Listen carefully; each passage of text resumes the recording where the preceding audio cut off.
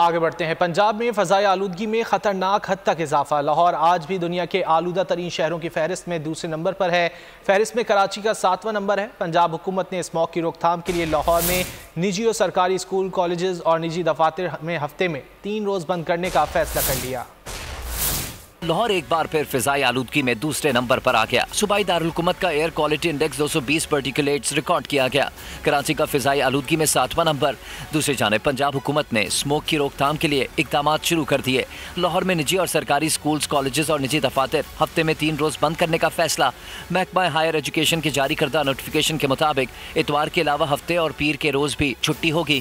फैसले का इतलाक सिर्फ लाहौर के तालीमी इदारों पर 27 नवंबर से 15 जनवरी तक होगा। जुडिशल माहौलियाती कमीशन की रिपोर्ट पेश करने पर लाहौर हाईकोर्ट ने एयर क्वालिटी इंडेक्स 400 तक के इलाकों में स्कूल्स और 500 वाले इलाकों में सनती यूनिट्स बंद करने का हुक्म दे दिया, जबकि मुकम्मल लॉकडाउन लगाने से इत्तेफाक न करते हुए स्मोक के खात्मे के लिए 3 रोजा लॉकडाउन की हिमायत की है।